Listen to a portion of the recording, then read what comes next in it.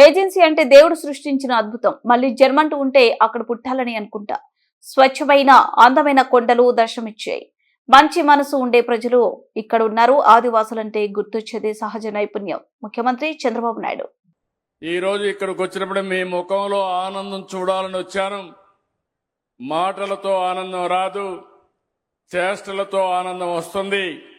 అలాంటి పనులు చేసి మళ్ళీ మీ ఆశీర్వాదానికి వచ్చానని చెప్పి మరొక్కసారి మీ అందరికీ విజ్ఞప్తి చేస్తున్నా. గతంలో 1-2 సార్లు కార్యక్రమాలు పెట్టుకుంటే వాతావరణం అనుకూలించలేదు, అందువల్ల రాలేకపోయాం.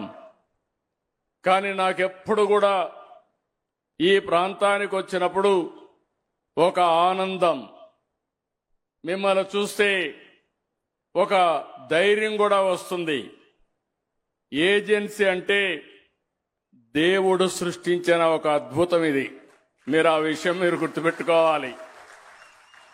నేను హెలికాప్టర్లో వస్తూ ఆ కొండలు చూసినప్పుడు మళ్ళీ ఒక జన్మ ఉంటే ఇక్కడ పుట్టాలి, ఇక్కడ ఉండాలనే విధంగా ఈ కార్యక్రమాలు అద్భుతంగా ఉన్నాయి.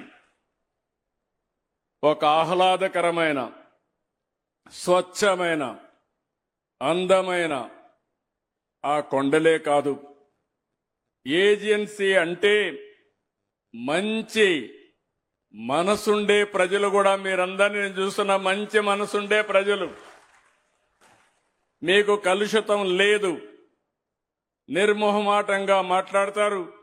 మంచుంటే మంచి అని చెప్పే మనసుతో ఉండేవారు.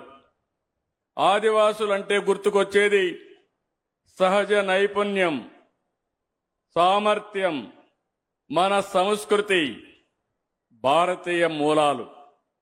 ఇప్పుడే నేను చూశాను మీ పండుగలు.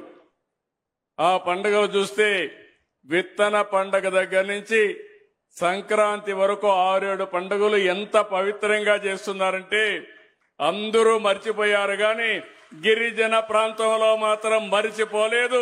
దీనికి హ్యాండ్స్ ఆఫ్.